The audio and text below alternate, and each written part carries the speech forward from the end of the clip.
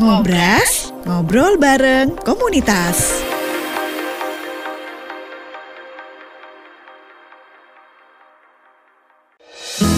Penuh inspiratif, kita ikuti Ngobras, ngobrol bareng komunitas bersama Pro 1 RRI Sumeneb.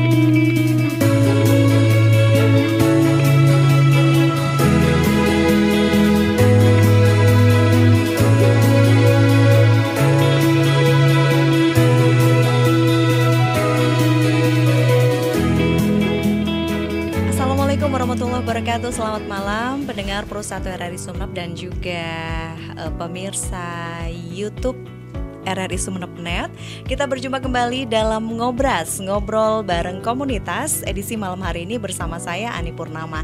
Kita akan berbincang-bincang bersama komunitas Belajar ID, di mana kita akan ngobrol-ngobrol malam hari ini dengan co-captainnya. Oke, sebelum kita mulai, simak dulu yang berikut ini. RRI Digital. Nikmati kemudahan interaksi, partisipasi, dan kolaborasi dengan RRI Digital. Interaksi dengan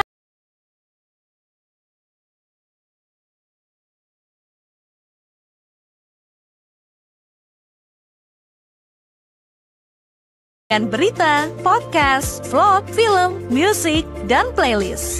Kolaborasi, kami mengajak berbagai komunitas untuk berkembang bersama melalui digital platform. RRI Digital sekarang menghadirkan terobosan baru, workspace platform dan online learning platform dengan fasilitas-fasilitas unggulan, monitor impact dan outcome, meeting online, video conference, dan library.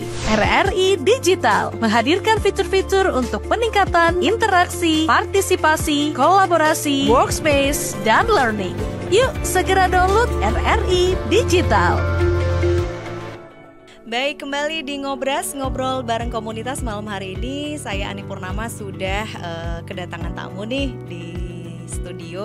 Ada co-captain dari komunitas Belajar ID, ada Kak Subaidi Cubit. Assalamualaikum Kak Cubit. Waalaikumsalam Kak Ani. Iya, sehat ya, alhamdulillah ya. Senang banget ini bisa ketemu lagi di 2024. Ya, betul, setelah tertunda beberapa kali ya Kak ya. Oke, ngomong-ngomong soal komunitas Belajar ID nih Kak, mungkin kita perlu merefresh lagi apa sih sebenarnya komunitas Belajar ID itu? Oke. Komunitas Belajar ID adalah sekumpulan pendidik gitu ya yang ada di Kabupaten Sumeneb yang tugas utamanya adalah mengkampanyekan pemanfaatan akun Belajar ID, termasuk turunannya gitu ya. Di situ ada Chromebook, ada fitur-fitur yang juga bisa dimanfaatkan oleh guru, terutama berkaitan dengan bagaimana meningkatkan kapasitas seorang guru. Kira-kira seperti itu Kak. Oke. Kalau di Sumeneb sendiri pemanfaatannya sudah sampai sejauh mana sampai dengan saat ini Kak? Oke, mungkin saya perlu cerita sedikit. Kemarin kami punya event agak besar dengan Dinas Pendidikan dan pemerintah Kabupaten Sumeneb, yaitu daerah Jawara, di mana daerah Jawara itu kita melakukan aktivasi massal, masif, besar-besaran di semua kecamatan Kak. Jadi namanya Jawara Kecamatan, dan itu sangat masif, dan alhamdulillahnya kita runner up di Jawa Timur. Dan mendapat penghargaan dari BPGP Jawa Timur. Waduh, keren. Alhamdulillah ya. Itu event seperti apa Kak? Sebenarnya eventnya nasional.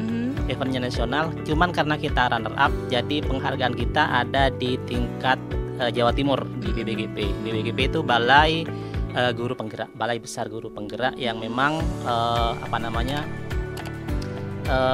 fokus di bagaimana pengembangan guru, termasuk perangkat sarana prasarananya. Gitu. Oke, itu mungkin bisa ceritakan sedikit proses sehingga kemudian jadi runner up yang terbaik gitu loh Kak. Oke. Jadi kita kolaborasi bersama dengan teman-teman di semua kecamatan di Kabupaten Sumeneb. Ada beberapa orang yang memang bekerja secara sukarela, mengkampanyekan bagaimana mengaktifasi, memanfaatkan, dan terus menggunakan. Karena memang sebagaimana kita ceritakan di pertemuan kemarin Kak, Belajar ID ini adalah satu kunci atau biasa disebut sebagai SSO single sign on untuk masuk ke berbagai platform miliknya Kemdikbud.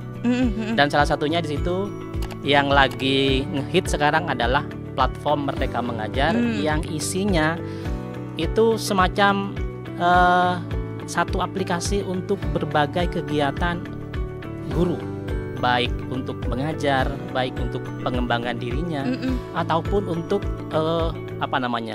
sekarang kan ini ya, zamannya kita menunjukkan eksistensi, misalnya membuat konten-konten video ataupun membuat konten-konten pembelajaran. Nah itu bisa kita tayang, bisa kita sematkan di platform Merdeka Mengajar tersebut kan. Oke, platform Merdeka Mengajar itu yang bisa masuk atau akses di situ pastinya semua guru ya Kak ya? Semua guru yang memiliki akun Belajar ID. Nah, terkhusus untuk guru-guru di bawah naungan Kemdikbud kan, karena guru-guru di bawah naungan Kemdikbud mereka semuanya yang ada di data pokok pendidikannya Kemdikbud mereka pasti dapat Dapodik, mereka pasti dapat satu akun untuk sebagai SSO tadi. Nah untuk yang guru-guru, teman-teman guru yang ada di naungan Kemenak, nah itu mereka sebenarnya punya juga, cuman namanya bukan Belajar ID kan.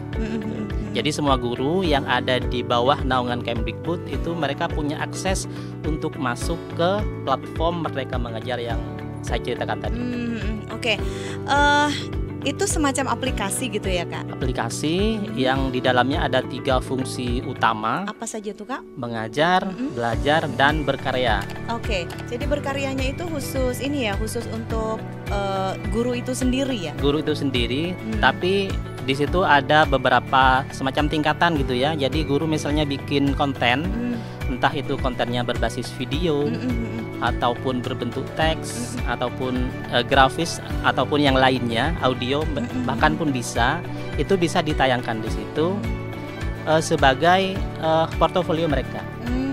Tapi juga kalau karyanya bagus, itu akan dipilih oleh kementerian untuk ditayangkan atau dijadikan konten yang resmi dibagikan kepada guru-guru di seluruh Indonesia. Jadi untuk tahu kualitas dari karya-karya guru itu sendiri gimana caranya Kak? Nah mungkin ada beberapa ya. Yang pertama untuk mengetahui kualitasnya itu mereka mendapatkan feedback, umpan balik dari teman-teman guru yang lain. Itu yang pertama, itu cara ini ya, cara natural gitu ya. Tapi ada juga yang memang karya-karya itu difilter ataupun dipilih oleh tim PMM, sehingga karya yang terpilih itu akan ditayangkan di fitur khusus. Di bukti karya nanti ada fitur untuk karya-karya terpilih. Dan mungkin yang paling penting saat ini lagi ngetren kan? Apa tuh? Ada salah satu fitur di platform Merdeka Mengajar yaitu pengelolaan kinerja.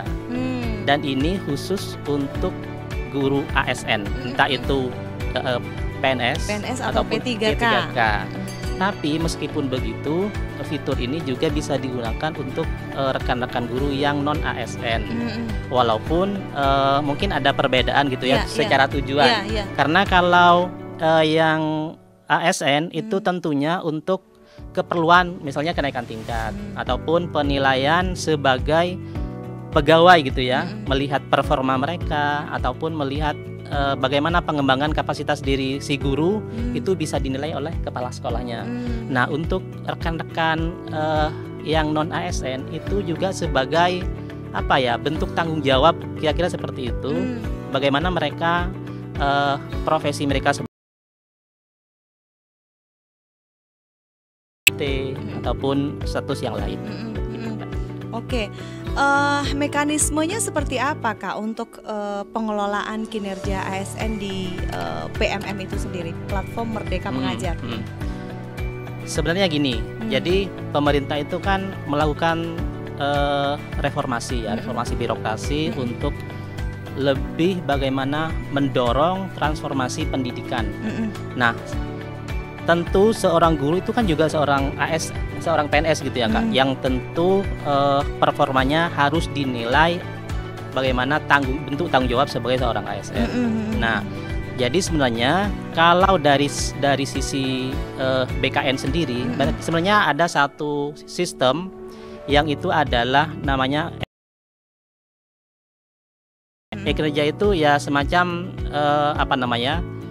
rekam jejak PNS, bagaimana pengembangan dirinya dan bentuk tanggung jawabnya. Nah, ini di PMM ini fitur pengelolaan kinerja ini terintegrasi dengan sistemnya BKN.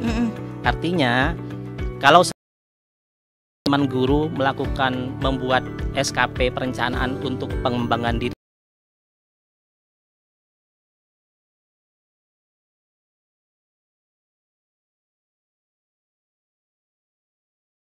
lebih mudah karena itu terintegrasi dengan platform yang memang khusus dimiliki oleh si guru, termasuk dengan komunikasi dengan kepala sekolahnya atau atasannya.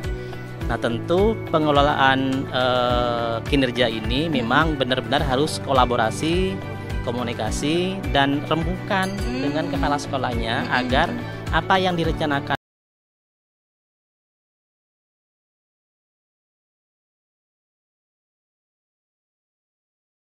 apakah perencanaannya itu benar-benar bisa dilakukan atau tidak, Kak. Jadi mereka guru dan kepala sekolahnya harus berkomunikasi.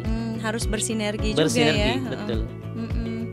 Oke, jadi untuk memantau kinerja ASN sendiri bisa nggak sih pakai aplikasi PMM itu, Kak Cubit? Tentu bisa ya, Kak ya. Karena gini, sebagaimana saya jelaskan di awal bahwa PMM ini ada banyak fungsi gitu ya. 3 yang utama tadi itu belajar, mengajar, sama berkarya.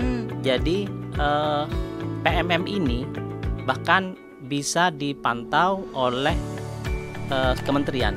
Jadi rekam jejak yang ada di PMM itu bisa dilihat apakah si guru sudah unggah bukti karya, apakah sudah pernah melakukan pelatihan mandiri. Itu semuanya terekam dan ada semacam dashboardnya yang itu bisa dilihat bahkan oleh semua guru, tidak hanya kepala sekolahnya. Terbuka ya, terbuka, bisa dilihat semua orang terbuka, ya. Iya, bisa dilihat. Si A ini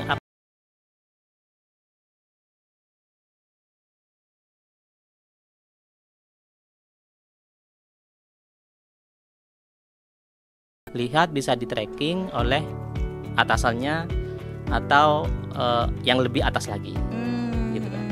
Oke, baik. Nah, tadi juga sebelum kita bincang-bincang di sini sempat ngobrol-ngobrol soal Chromebook ya, Chromebook ya. Itu apa sih Chromebook itu, Kak Cubit, untuk aplikasinya di komunitas belajar ID ini? Gini, Kak. Tahun kemarin 22 dan 2023 itu pemerintah banyak membantu sekolah-sekolah memberikan perangkat teknologi berupa Chromebook. Jadi Chromebook itu semacam laptopnya Google yang itu dikasih secara cuma-cuma ke sekolah-sekolah. Itu dalam bentuk apa? Laptop. Dalam bentuk laptop. Oke. Namanya ya Chromebook. Mungkin kalau platformnya Microsoft kan laptop ya.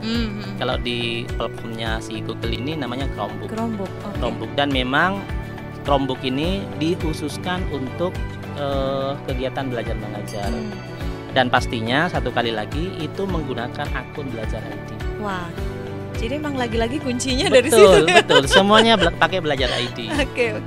Makanya kehadiran kita ini di Kabupaten Sumeneb memang ya walaupun sukarela ya, memang benar-benar membantu bagaimana pemanfaatan akun belajar ID, baik itu secara software atau platform ataupun secara hardware-nya menggunakan si Chromebook tadi itu. Dan jangan lupa pengelolaan kinerja juga bisa dilakukan ataupun bisa dibuka di Chromebook juga. Di Chromebook juga, oke. Ada nggak sih suka dukanya, Kak Cubit, ketika pertama kali memperkenalkan Chromebook gitu? Iya, untuk Kak, diaplikasikan. Betul. Mungkin bukan hanya kan aneh ya, agak kurang familiar lah kurang familiar, begitu. betul. Bahkan bukan hanya Chromebook sih, Kak. Dulu ketika saya ditunjuk sebagai co-captain, saya menghadap ke dinas pendidikan, mereka terbengong-bengong, Kak. Ini kapten apa? Ini seperti itu.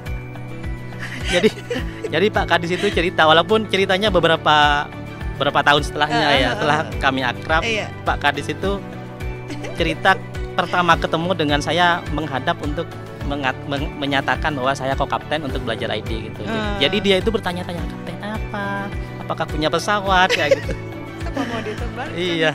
Termasuk yang Chromebook ini Kak, sebenarnya memang butuh pembiasaan dan ada banyak kasus termasuk di Kabupaten Sumeneb ini rekan-rekan guru itu merasa karena mungkin memang belum terbiasa ya karena platform baru, sistem baru, mereka menganggap ini laptop kok begini begitu.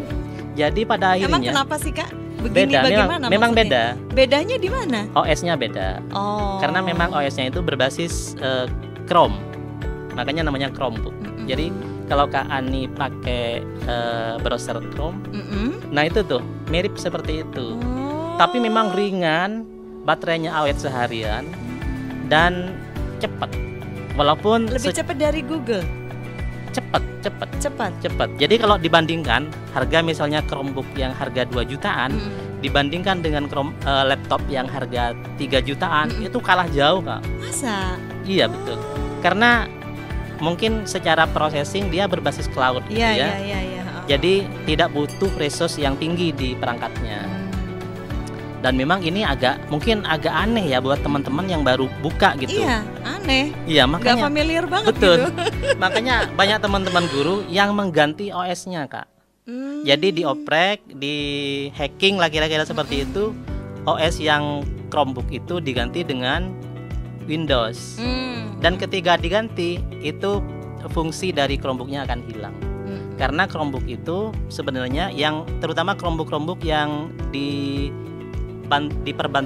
dikasih ke sekolah-sekolah itu sudah dilengkapi dengan CDM namanya. Apa tuh? Chrome Device Management.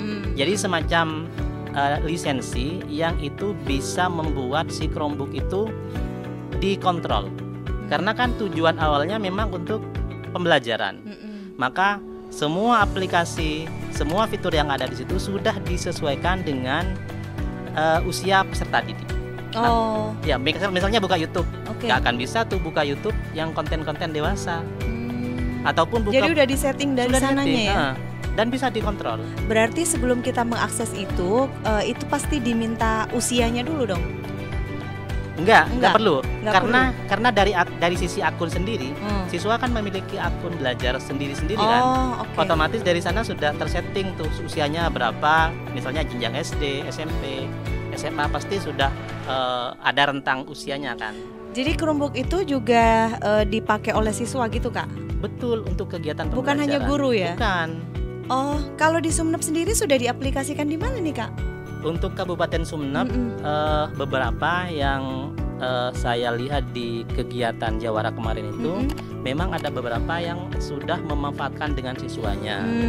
Misalnya untuk kegiatan kerja kolaborasi, misalnya untuk SD itu ada materi membuat komik misalnya. Nah, mereka bisa bikin komik secara digital, secara kolaborasi bareng-bareng di sebuah aplikasi yang ada di Chromebook tersebut. Dan itu sangat keren sekali, sangat asik. Gitu ya? Iya. Ini caranya buat bisa main di Chromebook tuh kita harus punya semacam laptop dulu ya Kak, atau bagaimana? Chromebook itu laptopnya sudah Kak. Udah laptopnya? Jadi satu paket. Kayak misalnya kalau kakak bandingkan dengan platformnya Apple, MacBook gitu. Mirip-mirip seperti itu. Jadi perangkatnya, spesifikasi yang ada di laptop di Chromebook tersebut sudah disesuaikan dengan sistemnya. Jadi teman-teman guru ataupun rekan-rekan siswa hanya butuh satu itu kunci, yaitu akun belajar ID untuk masuk ke Chromebook tersebut. Kalau non belajar ID nggak bisa. Jadi harus yang akun belajar ID. Betul. Itu cara buat sign in-nya gimana tuh Kak? Masuknya sama aja. Ketika laptop dibuka, Chromebook dibuka, dia langsung nyala. Enggak, maksudnya untuk bisa punya akun belajar ID tuh awalnya balik lagi gimana? Ke data pokok pendidikan tadi. Jadi semua siswa, semua guru, termasuk tenaga harus kependidikan terdaftar dulu dong ya. Betul. Jadi memang ini bukan sesuatu yang bisa diakses oleh masyarakat umum ya. Tetapi memang khusus yang punya akun Belajar ID itu untuk siswa dan juga guru. Tapi memang ada ada Chromebook yang dijual bebas dan itu akun apapun bisa masuk. Tapi Chromebook yang dijual bebas itu tidak dilengkapi dengan lisensi tadi itu. Jadi buka apapun bisa, main game Mobile Legends bisa, unlimited ya. Unlimited. Tapi kalau di Belajar ID ini ada batas-batas yang tidak boleh dilanggar gitu ya, betul. Kak ya? Sudah ada adminnya yang memang khusus mengatur aplikasi apa saja yang bisa dibuka, terus situs apa saja yang bisa dibuka, termasuk pengaturan-pengaturan lainnya itu memang benar-benar admin yang mengatur. Dan ini memang sesuai dengan untuk pendidikan. Karena tentu banyak orang tua yang khawatir kalau siswa itu bawa HP terus bisa buka macam-macam. Nah, Chromebook itu sebenarnya mau menjawab itu, Kak. Agar orang tua itu bisa tidak usah khawatir lagi gitu ya. Jadi memang benar-benar terkontrol ya. Anak-anak kita meskipun dia diberikan kebebasan untuk mengakses di dunia maya istilahnya ya, tetapi tetap terproteksi gitu, Kak. Betul. Oke, baik. Kedepannya untuk platform Merdeka Mengajar sendiri ada nggak sih, Kak, mimpi-mimpi yang belum diwujudkan gitu, Kak? Kalau untuk PMM sendiri, kan PMM ini dikelola oleh kementerian. Jadi komunitas Belajar ID Sumenep hanya sebagai semacam pendorongnya yang mengkampanyekan bagaimana mengatasi kalau ada masalah reset password, terus troubleshooting ataupun kendala-kendala lainnya, Kak. Jadi untuk PMM-nya sendiri saya yakin ke depan pasti akan lebih banyak lagi pengembangan. Tapi dari sisi komunitas kami selalu siap untuk membantu pemerintah termasuk Dinas Pendidikan Kabupaten Sumenep bagaimana memanfaatkan agar transformasi pendidikan lebih cepat lagi. Karena sedih ya, Kak, kalau lihat survei PISA kita berada sangat jauh di bawah dibandingkan dengan tetangga-tetangga kita di negara lain. Sakitnya tuh di sini gitu. Sakitnya tuh di sini di sana. Oke, baik, terakhir ada nggak sih yang ingin disampaikan dari komunitas Belajar ID Sumenep sendiri? Ya, baik, Kak. Sebenarnya banyak hal yang perlu kami sampaikan, termasuk yang berkaitan dengan yang tadi itu pengelolaan kinerja. Teman-teman guru mungkin jangan terlalu khawatir gitu ya. Mungkin ada beberapa guru, terutama yang P3K, mungkin ada beberapa yang terkendala tidak bisa mengakses. Termasuk ada sekolah yang tidak ada kepala sekolahnya, ada PLT yang itu pasti akan mengalami kendala untuk mengakses pengelolaan kinerja di PMM. Mungkin melalui kanal ini saya menghimbau ataupun meminta sabar dulu Bapak-Bapak, Ibu-Ibu terkait dengan kendala-kendala yang dihadapi. Kemarin saya dapat BIMTEK, mendapat pembekalan kira-kira seperti itu terkait dengan pengelolaan kinerja langsung dari tim PMM-nya Kemdikbud. Mereka menyampaikan bahwa sabar dulu, memang masih dalam tahap pengembangan. Pasti ada beberapa kendala, ada bug dan lain sebagainya. Jadi memang ada deadline waktunya, tanggal 30 ini adalah deadline perencanaan kinerja tersebut. Tapi tenang saja, pasti sudah difikirkan matang-matang oleh pengembang dari platform mereka. Dan pasti ini ya dipastikan sesuai dengan harapan gitu, pas waktunya tidak terlambat. Insya Allah. Baik, sukses selalu ya untuk komunitas Belajar ID. Terima kasih Kak Cubit selaku co-captain dari komunitas Belajar ID Sumenep sudah hadir di Ngobras, ngobrol bareng komunitas. Saya Ani Purnama undur diri. Selamat malam. Wassalamualaikum warahmatullahi wabarakatuh.